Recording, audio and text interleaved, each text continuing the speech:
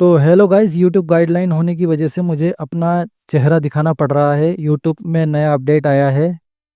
तो कृपया चिंता मत करें, स्टोरी उसी प्रकार सुनाई जाएगी जैसे जैसे पहले सुनाई जाती थी। तो आप चैनल को सब्सक्राइब करें और लाइक करें। Okay bye. अब स्टोरी सुनते हैं। तो आप सुन रहे हैं महायोद्धा शिवा। यह इस कहानी का अगला अध्याय है। तो जैसा कि आपने पिछली बार सुना था कि शिवा एक सुंदर छलावे में फंस जाता है, जहां उसे अपनी जिंदगी स्वर्ग जैसी लग रही थी। पर सम्राट रेन भार्गव उसे इस सपने से बाहर लाते हैं। इसके बाद शिव को वास्तविकता मणि प्राप्त होती है। अब आगे तभी शिवा नरक देवी कामिनी से कहता है, तुम्हारा बहुत बहुत शुक्रिया जो तुमने हमें मणि प्राप्त करने में सहायता की। जिस पर कामिनी देवी कहती है, ऐसी कोई बात नहीं है, मैं सिर्फ अपना काम कर रही थी।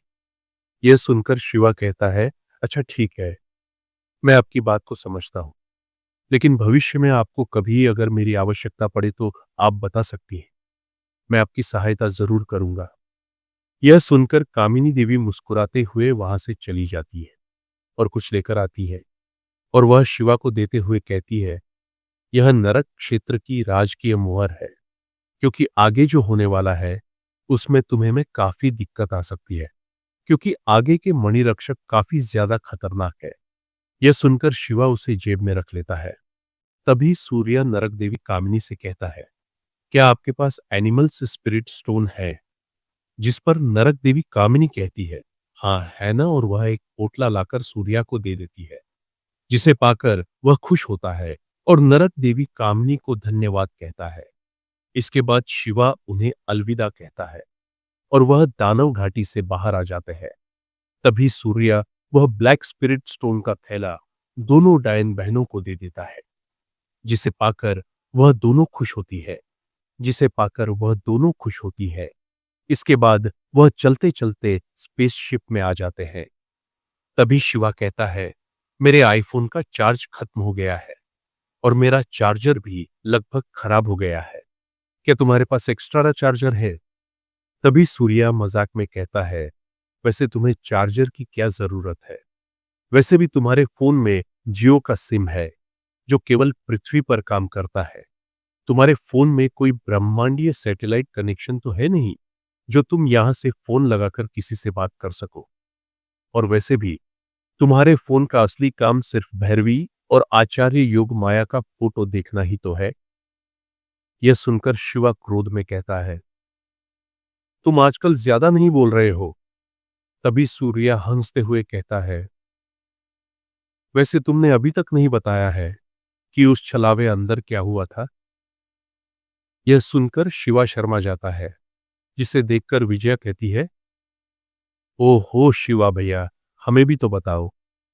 यह सुनकर शिवा सभी को पूरी घटना बताता है, जिसे सुनकर वह सभी लोग काफी हैरान हो जाते हैं। तभी शिव कहता है, काश मेरी नियति सचमुच ऐसी होती। जिस पर सूर्या कहता है, छलावे और वास्तविकता में यही फर्क होता है। हम जैसा चाहते हैं हमेशा वैसा नहीं होता। ये नियति है शिवा, और इसी नियति से सबको चलना होता है। और कुछ इधर उधर की बातें करने के बाद शिवा कहता है, अब हम कहाँ जा रहे हैं? जिस पर सूर्या कहता है, अब हम देव ब्रह्मांड में जा रहे हैं, जहां हमें अगली मणि यह मणि समय को काबू कर सकती है, और मणि धारक अपने हिसाब से समय को आगे पीछे चला सकता है, और वह कुछ पल के लिए भूत और भविष्य में भी जा सकता है। जिस पर शिवा कहता है, यह मणि तो काफी शक्तिशाली है और इसे इस्तेमाल करने में तो मजा आएगा। जिस पर सूर्या कहता है, पर इस बार मणि प्राप्त करना इतना आसान नहीं होगा, क्योंकि इस बार तुम्हारा सामना ईश्वर साधना के स्तर वाले योद्धा से होगा, और मणिरक्षक बहुत ज्यादा खतरनाक। और पहली बार शिवा को लगता है कि मेरा जितना थोड़ा मुश्किल है, इसीलिए वह अपना युद्ध स्तर बढ़ाने के लिए अपनी अनंत ऊर्जा भूमि में चला है।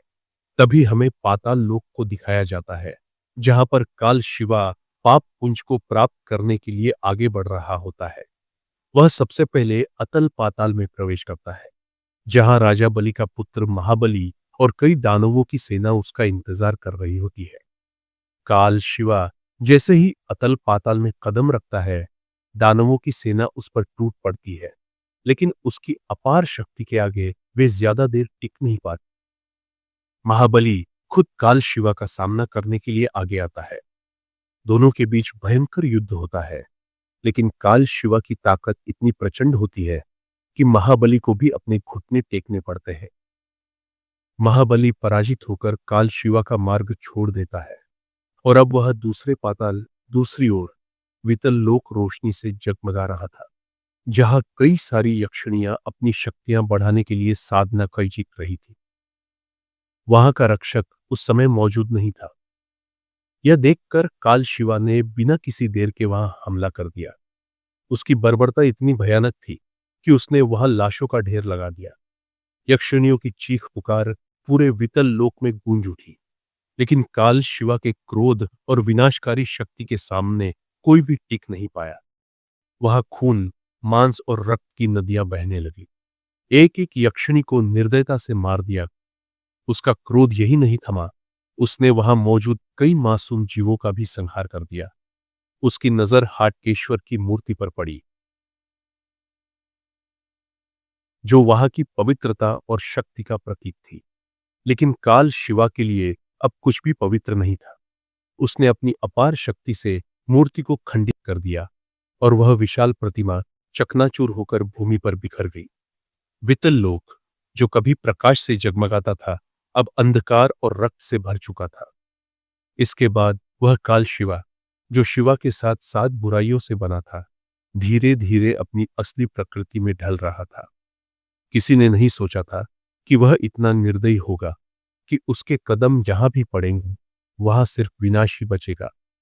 इसके बाद वह सुतल लोक में प्रवेश करता है, जहां उसका सामना स्वयं राजा बलिसी और उनकी विशाल सेना से होता है। युद्ध प्रारंभ होते ही राजा बलि की सेना पूरी ताकत से काल शिवा को रोकने के लिए आगे बढ़ती है। हजारों राक्षस योद्धा तलवारें, गदाएं और दिव्य अस्त्रों से सुसज्जित होकर उस पर हमला कर देते हैं। काल शिवा अकेला होते हुए भी असंख्य दानवों को अपनी शक्ति से रौंदता चला जाता है। हर वार में राक्षसों के शव गिरते हैं, महल और दुर्ग नष्ट हो जाते हैं और चारों ओर हाहाकार मच जाता है। लेकिन राजा बलि की युद्ध नीति और उनकी अड़िग सेना काल शिवा को पूरी तरह विजय प्राप्त करने से रोक देती है। वह इस युद्ध को जीत नहीं पाता, परंतु उसकी तबाही इतनी भयानक होती है कि पूरे सुतल लोक को खंडहर में बदल देता है। हजारों राक्षस मारे जाते हैं, भूमि रक्त से लाल हो जाती है और समृद्ध सुतल लोक वीरान होने लगता है। अपने लोक की इस दुर्दशा को देखकर राजा बलि को यह समझ आ जाता है कि यदि काल शिवा को आगे बढ़ने से नहीं रोका गया तो विनाश का यह तांडव कभी नहीं रुकेगा। अंततः राजा बलि उसे आगे जाने की आज्ञा दे देते हैं, यह स्वीकार करते हुए कि अब इसके बाद इसके रास्ते में कोई और बाधा नहीं बन सकता। इसके बाद वह तलातल में प्रवेश करता है, जहां उसका सामना दानवमयी और उसकी मायावी सेना से होता है। यह सेना किसी भी आम सेना की तरह नहीं थी। यह मायाजाल और भ्रम से लड़ने वाली शक्ति थी, जिसकी हर चाल एक घातक जाल की तरह थी। इस बार काल शिवा को युद्ध में कठिनाई होने लगी, क्योंकि राजा बलि से हुए युद्ध के बाद वह बुरी तरह से घायल हो चुका था। उसके शरीर पर गहरे घाव थे, रक्त बह रहा था और उसकी ऊर्जा पहले जैसी प्रचंड नहीं रही थी। लेकिन फिर भी उसे हराना आसान नहीं था। दानवमय अपनी सेना के साथ काल शिवा को घेर लेता है और उसके सामने मायावी अस्त्रों से हमला करता है। काल शिवा हर वार को काटता है, लेकिन मय की माया इतनी शक्तिशाली थी कि हर बार नया जाल उसके सामने आ जाता। युद्ध लंबे समय तक चलता है और अंततः काल शिवा को नरक क्षेत्र के शक्तिशाली अस्त्र काल शस्त्र की याद आती है। वह इस दिव्य और प्रलयंकारी अस्त्र का प्रयोग कर दानवमय का वध कर देता है। उसके प्राण पखेरु उड़ते ही पूरी दानव सेना भयभीत हो जाती है। वे सभी काल शिवा के सामने घुटने टेक देते हैं, अपने प्राणों की भीख मांगते हैं। काल शिवा अपनी गदा उठाता है और बस उन्हें मारने ही वाला होता है, लेकिन तभी उसके मन में एक विचार आता है। आगे के युद्धों में उसे एक सेना की आवश्यकता पड़ सकती है। यदि वह इन सभी दानवों को खत्म कर देता है तो भविष्य में वह अकेला पड़ जाएगा। यह सोचकर काल शिवा अपनी दिव्य शक्ति का प्रयोग करता है और सभी दानवों को एक जादुई कड़े में कैद कर लेता है। अब जब भी उसे एक विशाल सेना की आवश्यकता होगी, वह बस इस कड़े को खुलकर इन दानवों को मुक्त कर सकता था और उनका उपयोग कर सकता था। इस प्रकार न केवल उसने अपने सबसे बड़े शत्रु दानवमयी को हरा दिया, बल्कि एक पूरी दानव सेना को अपनी शक्ति में समाहित कर लिया, जो आगे के युद्धों में उसकी सबसे बड़ी ताकत बनने वाली थी। इसके बाद वह महातल लोक में प्रवेश करता है, जहां उसका सामना दिव्य नागों से होता है। ये नाग योद्धा अत्यंत शक्तिशाली और रहस्यमयी शक्तियों से युक्त। काल शिवा उनकी उपस्थिति को देखकर तनिक भी विचलित नहीं हुआ। वह बिना किसी संकोच के उन पर हमला करने ही वाला था कि तभी उसे अपनी चेतना में एक गूंजती हुई आवाज सुनाई देती है। यह आवाज नागराज तक्षक की थी, जो उस समय नरक क्षेत्र में स्थित था। तक्षक का स्वर गंभीर था, जिसमें एक अटूट आदेश झलक रहा था। तुम इनमें से किसी भी नाग पर हमला नहीं करोगे। काल शिवा ठिठक जाता है और नाराजगी से उत्तर देता है, मैं तुम्हारी बात क्यों मानूं? इस पर तक्षक का स्वर और भी दृढ़ हो जाता है, क्योंकि मैं भी नरक क्षेत्र का देवता हूं, और यदि मैंने यह बात नरक क्षेत्र की महारानी से कह दी तो वह तुम्हें हमेशा के लिए नष्ट कर देगी। यह सुनकर काल शिवा हंसता है, लेकिन उसकी हंसी में हल्की गंभीरता भी छुपी होती है। वह भयभीत तो नहीं होता, लेकिन वह नरक क्षेत्र की महारानी खुशी मेहरा की शक्ति से भली भांति परिचित था। आखिरकार उसी ने उसे बनाया था, और जो बना सकता है वह पल भर में नष्ट भी कर सकता है। काल तक्षक की आज्ञा सुनकर नाग योद्धा भी बिना किसी प्रतिरोध के काल शिवा को आगे बढ़ने का मार्ग दे देते हैं।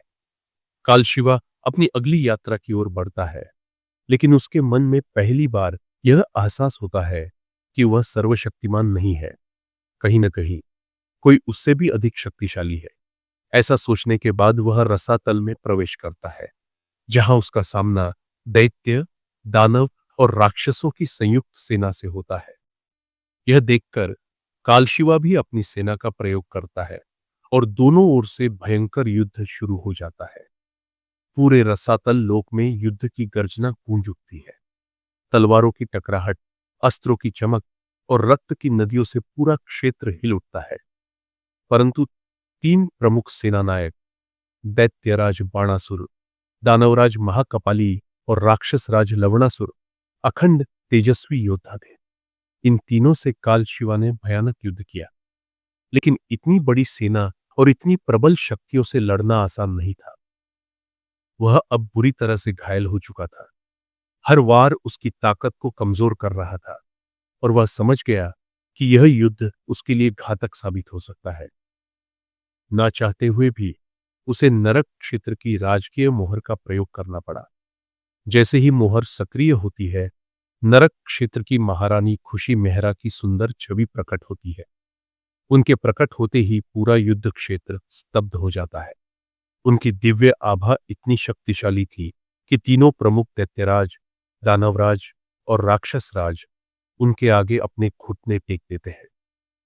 तभी उस छवि से एक मधुर आवाज आती है और खुशी मेहरा कहती है, तुम्हें काल शिवा को यहां से जाने देना होगा और उसके साथ संधि करनी होगी। यह सुनकर तीनों योद्धा हतप्रभ रह जाते हैं, लेकिन वे जानते थे कि नरक क्षेत्र की महारानी खुशी मेहरा आदिकली है और कली वंश की सबसे शक्तिशाली योद्धा और सभी काली शक्तियों की स्वामिनी है।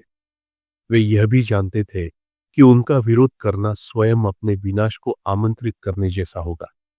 ना चाहते हुए भी तीनों को काल शिवा से संधि करनी पड़ी। तभी काल शिवा कहता है, मुझे तुम्हारे दिव्यास्त्र भंडार और 10 लाख योद्धा चाहिए। इसके अलावा जब भी मुझे तुम्हारी जरूरत होगी, तुम तीनों मेरी सहायता करोगे। यह सुनकर तीनों प्रमुख योद्धा हैरान रह जाते हैं, लेकिन उनकी कोई और विकल्प नहीं था। वे मजबूरन उसकी शर्तें मानने को तैयार हो जाते हैं।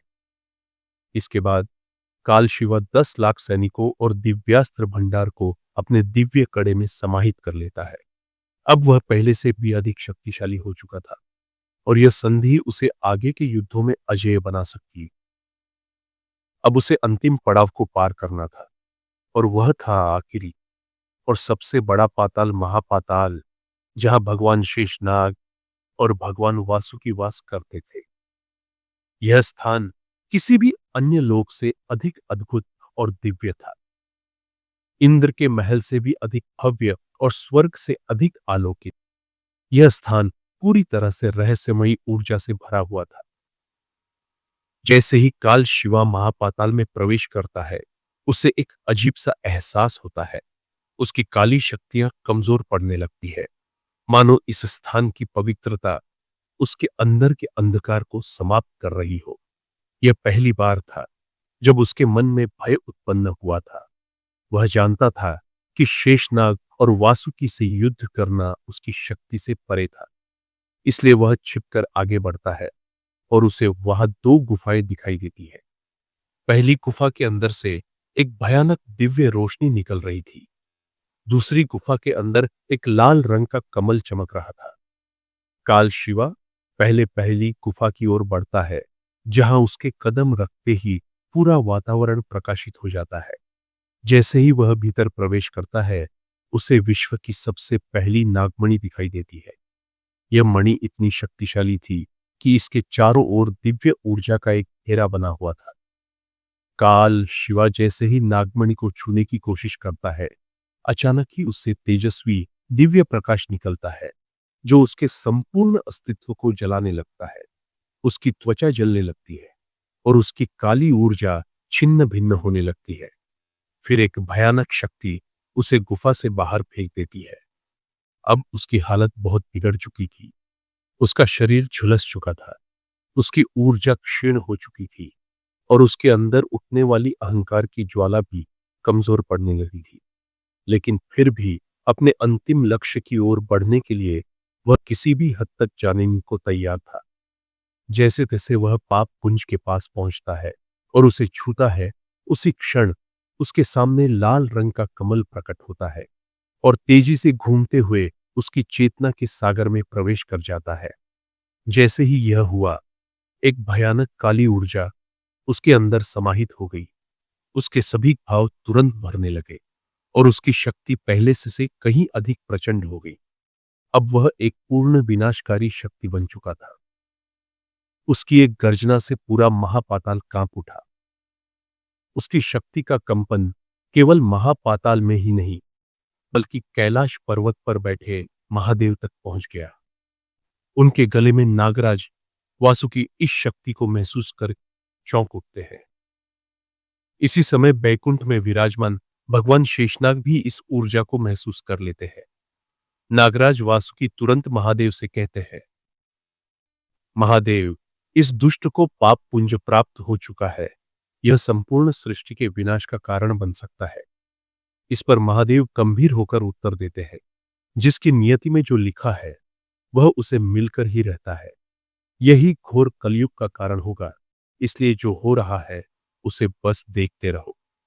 इसी समय नरक सिंहासन पर बैठी नरक क्षेत्र की महारानी खुशी मेहरा यह सब देख रही थी। वह मंद मुस्कान के साथ कहती है, काल शिवा का लक्ष्य पूरा हुआ। अब वह नरक क्षेत्र की ओर बढ़ रहा है। लेकिन अब साधियों को वह आगे क्या होगा? कैसे प्राप्त करेगा शिवा समय मणि? और क्या होगा जब आमने सामने होंगे काल शिवा और शिवा? जानने के लिए सुनते रहिए महायोद्धा शिवा।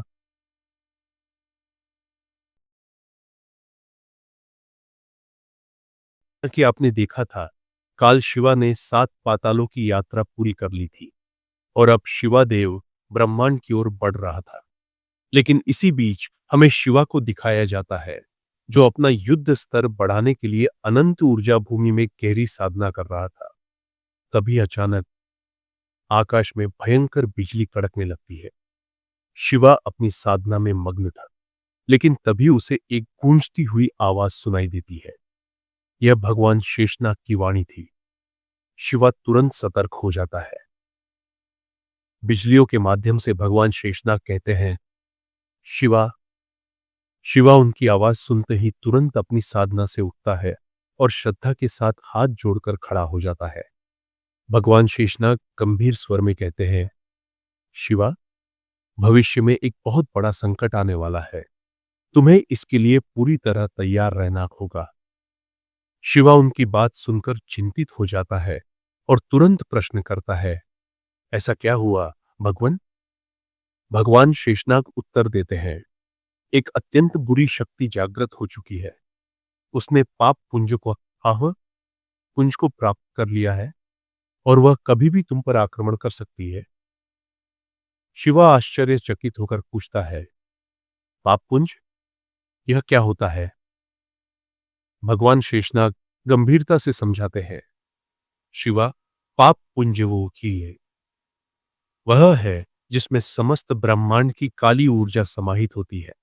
जो भी इसे प्राप्त करता है उसे असीमित काली शक्ति प्राप्त हो जाती है और वह विनाश का कारक बन जाता है। भगवान शेषनाग थोड़ी देर रुककर आगे कहते हैं, शिवा, तुम्हें इस शक्ति से सावधान रहना होगा। यह शक्ति अत्यंत घातक है और इसका प्रयोग केवल विध्वंस के लिए किया जाता है। तुम्हें अपनी साधना और अभ्यास की गति और अधिक बढ़ानी होगी ताकि जब यह संकट तुम पर आए तो तुम उसका सामना कर सको। शिवा उनकी बातों को ध्यानपूर्वक सुनता है और अपने भीतर एक नई ऊर्जा का अनुभव करता है। अब वह पूरी तरह समझ चुका था कि उसे अपने अभ्यास को अगले स्तर तक ले जाना होगा। शिवा भगवान शेषनाग के निर्देशों को सुनने के बाद एक बार फिर से अपनी साधना में लीन हो जाता है। वह अपनी ऊर्जा को केंद्रित कर अपने युद्ध स्तर को और ऊंचा करने में जुट जाता है। इसी बीच दूसरी ओर एक विशाल स्पेसशिप देव ब्रह्मांड की सीमाओं में प्रवेश करता है। स्पेसशिप के अंदर विजया चारों ओर देखने के बाद सूर्य से पूछती है, हम कौन से ग्रह की ओर जा रहे हैं? सूर्य उत्तर देता है, हम नौजहां ग्रह पर जा रहे हैं। यह एक अत्यंत पवित्र स्थान है जहां दिव्य ऊर्जा अत्यधिक प्रबल होती है। स्पेसशिप देव ब्रह्मांड की प्रसिद्ध देवतारा आकाशगंगा को पार करता है और धीरे धीरे नौजह ग्रह में प्रवेश करता है। जैसे ही वे ग्रह के वायुमंडल में प्रवेश करते हैं उन्हें चारों ओर एक अलौकिक प्रकाश दिखाई देने लगता है। सूर्य चारों ओर देखता है और कहता है, यहाँ की दिव्य ऊर्जा कितनी मजबूत और शुद्ध है।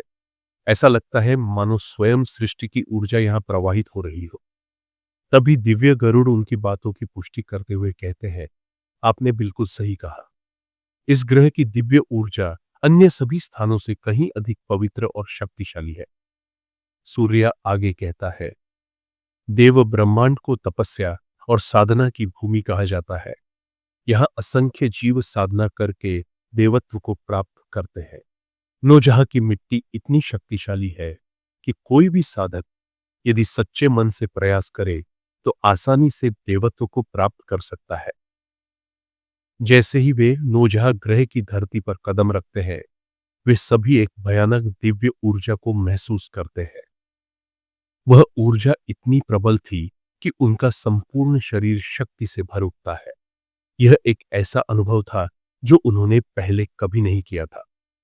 यह ऊर्जा उन्हें नए स्तर तक पहुंचाने में सहायक थी। इसी समय दूसरी ओर शिवा अपनी साधना से उठता है और बाहर आता है। सूर्य उसे देखकर तुरंत पूछता है, क्या तुमने अगला स्तर प्राप्त कर लिया? शिवा हल्की मुस्कान के साथ उत्तर देता है, हाँ, बस थोड़ा सा बचा है।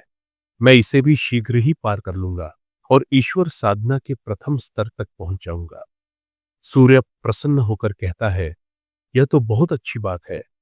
वैसे अभी हम देवपुरी जा रहे हैं। शिवा उत्सुकता से पूछता है, देवपुरी का शासन कौन संभालता है? सूर्य गंभीर स्वर में उत्तर देता है, देवपुरी का शासन देवपुत्र रणवीर के हाथ में है।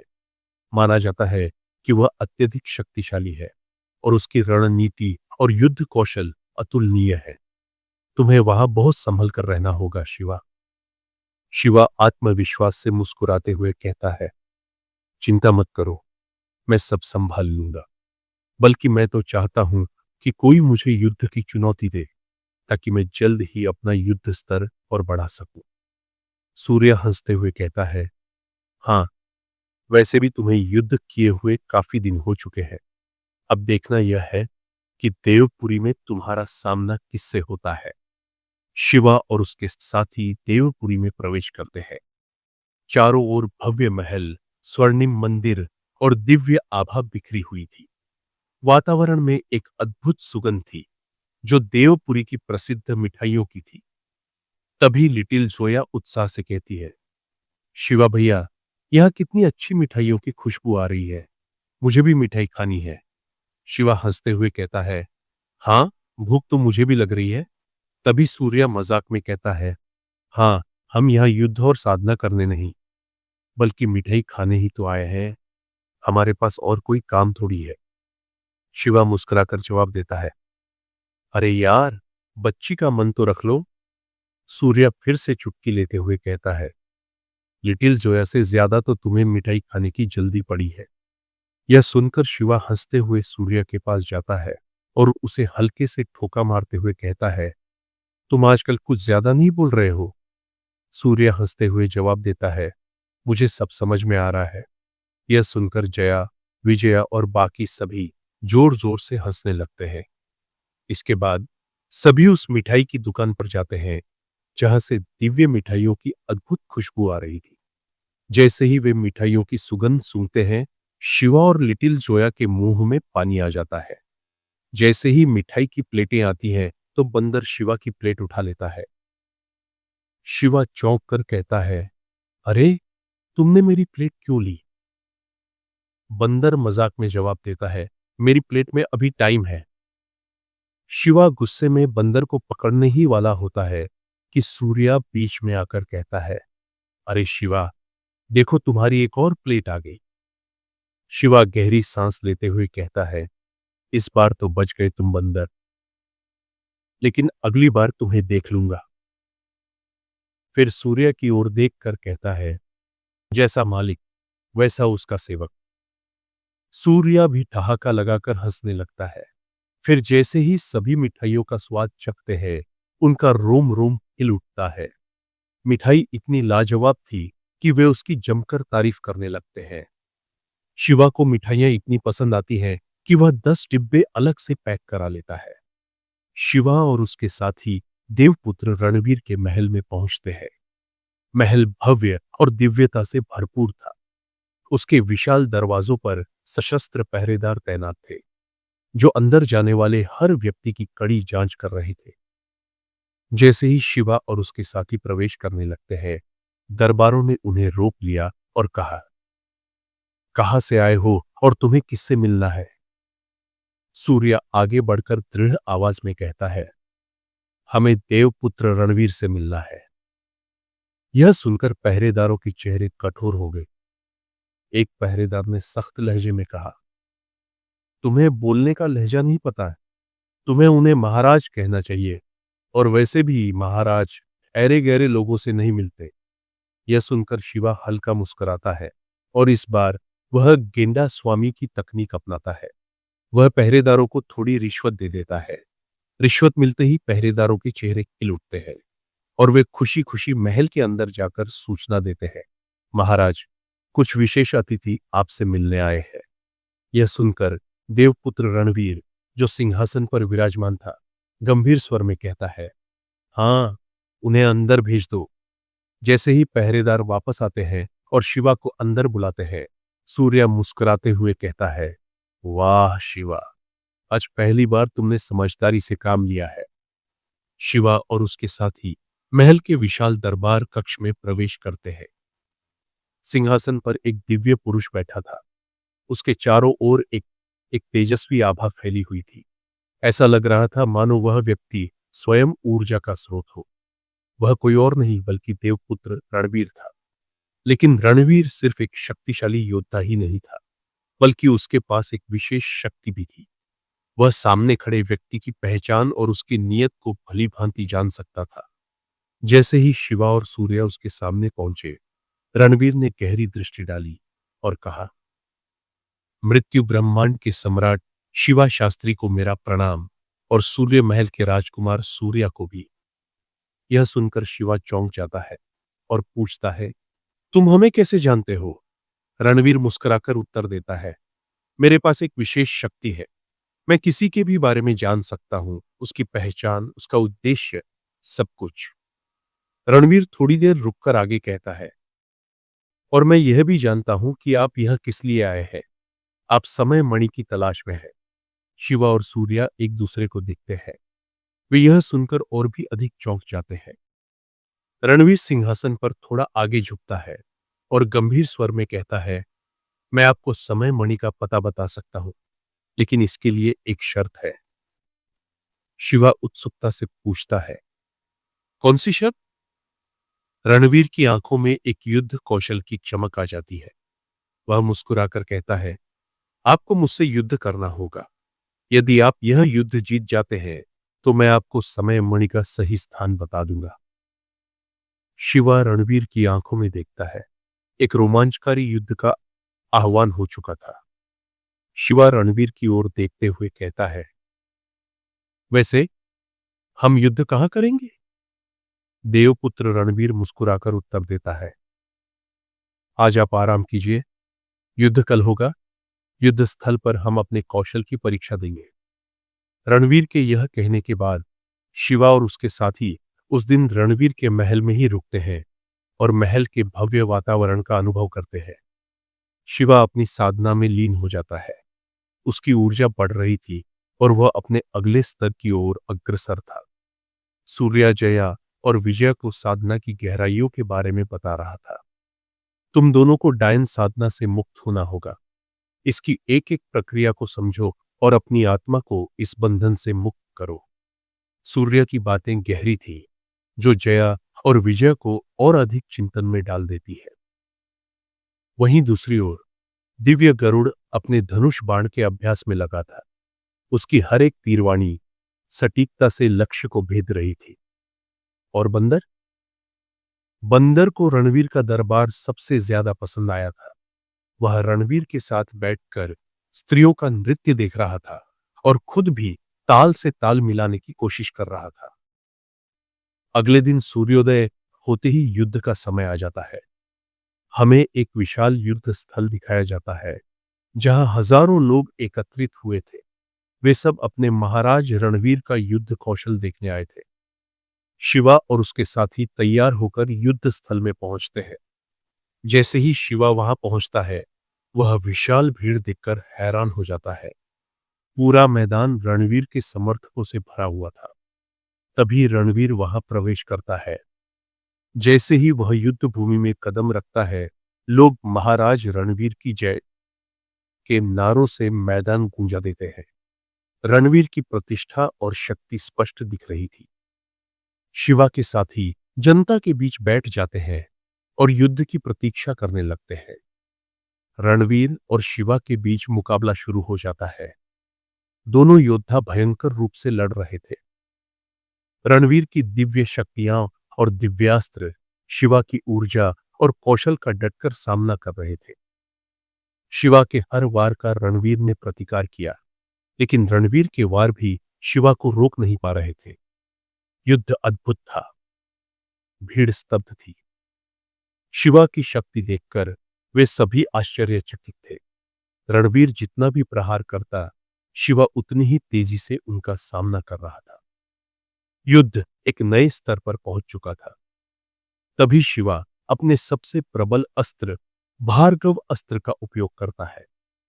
रणवीर यह देखकर चौकन्ना हो जाता है। वह भी कई सारे दिव्यास्त्रों का उपयोग करता है, लेकिन भार्गव अस्त्र के आगे वे सभी निरर्थक सिद्ध होते हैं। फिर भार्गव अस्त्र के प्रभाव से कई दिव्यास्त्रों की वर्षा होने लगती है। इन दिव्यास्त्रों की वर्षा रणवीर के दिव्य कवच और उसकी संपूर्ण युद्ध सामग्री को नष्ट कर देती है। रणवीर बुरी तरह घायल हो जाता है। उसका शरीर पूरा खून से रंग चुका था। रणवीर घुटनों के बल गिरता है।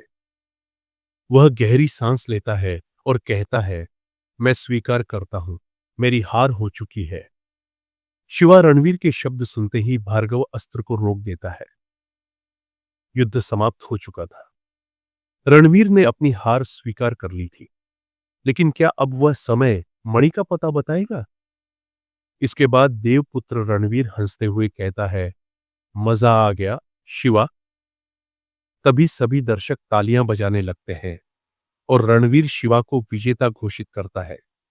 इसके बाद वह सभी महल वापस आते हैं और कुछ देर आराम करने बाद रणवीर बताता है, तुम कुशल योद्धा हो शिवा, लेकिन समय मणि को प्राप्त करना इतना आसान नहीं है। वहां की रक्षा एक खतरनाक देवता करता है जिसका नाम उदयभान है। जिस पर शिवा कहता है, तुम चिंता मत करो। जिस पर रणवीर कहता है, अगर ऐसी बात है तो हमें देवघाटी जाना होगा। जिस पर शिवा कहता है, क्या आप भी हमारे साथ चलोगे? जिस पर रणवीर कहता है, क्यों नहीं, मुझे भी युद्ध देखना है। इसके बाद एक भव्य रथ आता है और उसके अंदर बैठकर सभी देवघाटी की ओर निकल जाते हैं। और जैसे ही वह देवघाटी में पहुंचते हैं तो वहां ऊर्जा महल की ऊर्जा से भी भयानक होती है। तभी शिवा देवघाटी के अंदर प्रवेश करता है। उसके साथी भी पीछे पीछे प्रवेश करते हैं और थोड़ी दूर चलते ही वह एक सिंहासन के पास पहुंचते हैं। तभी उन्हें वहां एक तेजस्वी व्यक्ति बैठा हुआ दिखाई देता है जिसके आसपास भयानक दिव्य आभा थी और उसका युद्ध स्तर लगभग ईश्वर साधना के दूसरे चरण में था। तभी शिवा को देखकर उदयभान कहता है, मैं तुम्हारा ही इंतजार कर रहा था शिवा। जिस पर शिवा कहता है, अच्छा ऐसी बात है। तभी उदयभान शिवा से कहता है, अगर तुम्हें मणि प्राप्त करनी है तो मुझे युद्ध करना होगा। इसके बाद शिवा और उदयभान के बीच भयानक युद्ध होता है। तभी शिवा अपने विशाल नागदैत्य रूप में आता है। तभी उदयभान एक शक्तिशाली अमोघ अस्त्र से नागदैत्य पर प्रहार करता है और वह अमोघ अस्त्र था, इसीलिए उसे रोकना असंभव था और वह जाकर नागदैत्य से टकरा जाता है, जिससे शिवा का शरीर जलकर भस्म हो जाता है। जिसे देखकर सूर्य और बाकी सभी घबरा जाते हैं और सूर्य कहता है, क्या शिवा मारा गया? तो क्या होगा आगे? क्या शिवा सच में मारा गया? और क्या होगा जब यह बात सम्राट रैन भार्गव और दोनों सुप्रीम को पता चलेगी? जानने के लिए सुनते रहिए महायोद्धा शिवा।